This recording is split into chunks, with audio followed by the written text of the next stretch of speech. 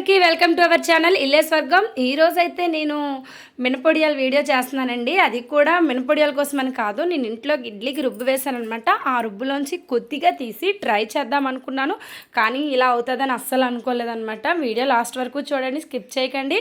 అలానే ఇంతవరకు మన ఛానల్ని సబ్స్క్రైబ్ చేయని వారు ఎవరైనా ఉన్నారనుకోండి, సబ్స్క్రైబ్ చేయండి, అలానే లైక్ చేయండి. ఓకేనండి. అయితే మనం చూసారు కదా, నేను ఒక బౌల్లోకి అనమాట కొద్దిగా రుబ్బుని నేను పప్పు అనేది వేసేటప్పుడే కొద్దిగా ఎక్కువగా వేసుకున్నాను ఇడ్లీ కోసమని, ఎందుకంటే కొద్దిగా ఇలా తీసి ట్రై చేద్దామని చెప్పేసి.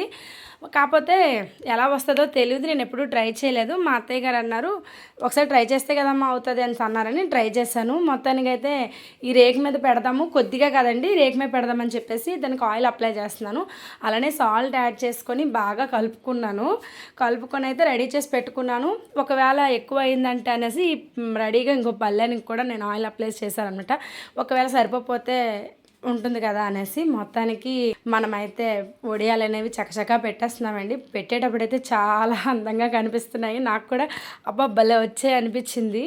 నాకైతే అసలు చాలా హ్యాపీనెస్, బాపా ఇంతేనా, ఇంత ఈజీనా అనిపించింది. ఏ పని అంత ఈజీ కాదనే విషయం నాకు ఇవి ఎండిన తర్వాత అనేది రిజల్ట్ అనేది తెలిసిందనమాట. మొత్తానికైతే నేను చేసిన మిస్టేక్స్ ఏంటంటే రుబ్బు అనేది చాలా పలచగా అయిపోయింది అనమాట. మినపొడియాలకి ఎప్పుడైనా రుబ్బు చాలా గట్టిగా ఉండాలన్నమాట. నేనేం చేశాను, పెద్ద తెలివితేటలు ఎక్కువ వాడానమాట, కొద్దిగా పలచగా అయిపోయింది. ఆ తెలివితేటలు ఎక్కువ వాడడం వల్ల అది పలచగా అయిపోవడం వల్ల పెట్టినప్పుడు బాగానే ఉంది, కానీ తరువాత చూసారా ఇలా పాకరేసింది. అయితే నేను మరి వద్దులే తీసేద్దాం మళ్ళీ కలిపేద్దాం అనుకున్నాను. ఆయన అన్నారు ఒకసారి చూద్దాం, ఎండితే కదా తెలుస్తుంది రిజల్ట్ అనేది ఎలా వస్తుందని.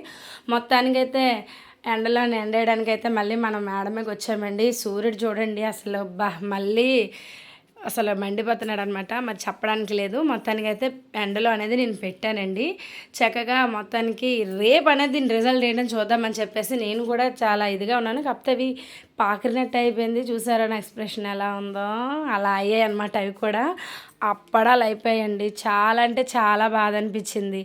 అసలు అవి మినపొడియాలు లాగే లేవు. నేను కొన్ని వడియాలు మన తెచ్చారనమాట, అవి పుల్లగా ఉన్నాయని మా మామయ్య గారు అన్నారు. ఆయనకి మినపొడియాల కూర చాలా ఇష్టం అనమాట. అయితే ఒకసారి ట్రై చేద్దామని సరదాగా ట్రై చేశాను, ఇలా అయ్యింది. అయితే నాకు నేనే అనమాట సెల్ఫ్గా చెప్పుకున్నాను, ఓకేలా ఒకసారి గెలిపోవటం సహజం అనేసి. ఈసారి ఖచ్చితంగా ట్రై చేసి నేను ఖచ్చితంగా దాంట్లోని రిజల్ట్ అనేది మంచిగా తెచ్చుకోవాలనుకుంటున్నాను. అలానే అండి, నేను చేసే మిస్టేక్ మీరు చేయకండి. రుబ్బు ఎప్పుడైనా చిక్కగా ఉన్నదే చేస్తేనే వస్తాయంట. సో ఓకేనండి, ఈ వీడియో ఎవరికైనా యూజ్ అయితే లైక్ చేయండి. బాయ్.